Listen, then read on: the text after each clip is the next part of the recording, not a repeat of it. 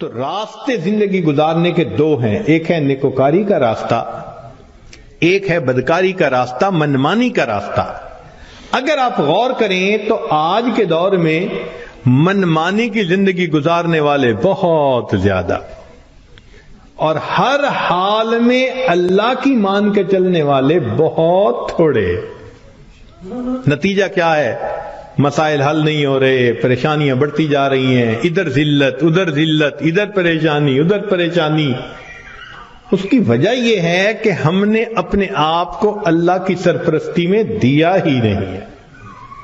اگر دے دیتے تو دنیا میں اللہ ہمارے تمام غموں کے لیے کافی ہو جاتے۔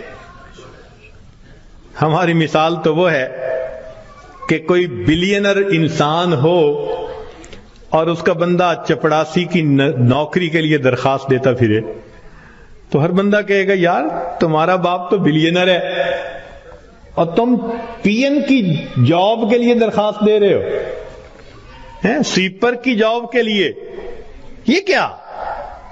وہی حال ہے۔ اللہ تعالی ہمیں اپنے سرپرستی میں لینے کے لیے وعدہ فرما رہے ہیں، اور ہم اللہ کے وعدے پر آنے کی بجائے خود دنیا کے جھمیلوں میں اپنے رزق کو تلاش کرنے میں لگے ہوئے ہیں۔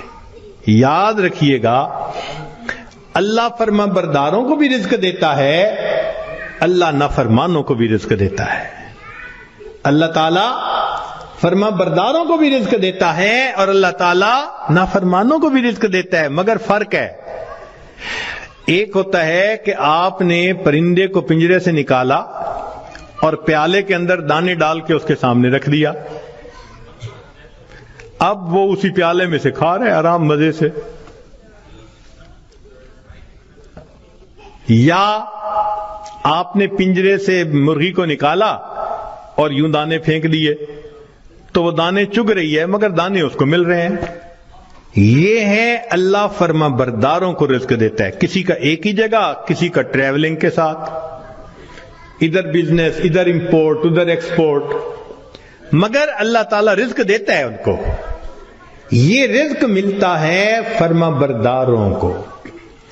اور ایک رزق ہوتا ہے کہ آپ نے اگر چوہے کو پھنسانا ہو تو اس کو بھی تو آپ کنڈی کے اندر گوشت کا ٹکڑا لگا کے رکھتے ہیں، پنیر کا ٹکڑا، یہ بھی رزق تو مل رہا ہے نا، مگر کس کے لیے؟ کہ یہ ہمیشہ کے لیے پھنسے قابو آئے۔ تو نافرمانوں کو بھی اللہ رزق دیتے ہیں مگر چوہے کی طرح کہ یہ پکڑا جائے گا اس کی گت بنائیں گے۔ اب ہم سوچیں کہ ہم فرما برداروں کا رزق لیتے پھر رہے ہیں یا نافرمانوں کی طرح رزق کماتے پھر رہے ہیں۔ معاملہ تو ہمارے اوپر ہے۔ اللہ تعالیٰ فرماتے ہیں الیس اللہ بکاف عبدا، کیا اللہ اپنے بندے کے لیے کافی نہیں ہے؟ کتابوں میں لکھا ہے اے بندے، ایک تیری مرضی ہے ایک میری مرضی ہے، اگر تو چاہے کہ تیری مرضی پوری ہو میں تجھے تھکا بھی دوں گا، تیری مرضی کو بھی پورا نہیں ہونے دوں گا، اور اگر تو چاہے کہ میری مرضی پوری ہو تو میرے بندے میں تیرے کاموں کو بھی سنوار دوں گا، تجھے رزق میں بھی وسعت عطا فرما دوں گا۔ تو اللہ کی مان کے ہم چلیں تو اللہ ہمارے سارے مسئلوں کو حل کر دیں گے، چونکہ ہم پھر اللہ کی سرپرستی میں آ چکے ہوں گے۔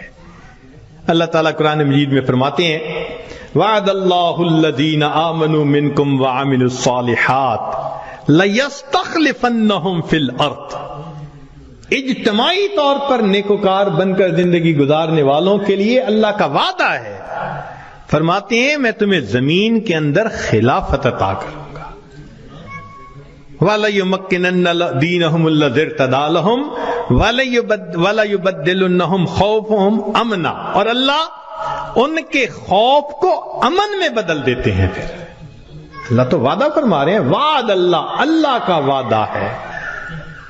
آج بندہ وعدہ کر دیتا ہے تو اتنا یقین، کیا اللہ کے وعدوں پہ ہم یقین نہیں کرتے؟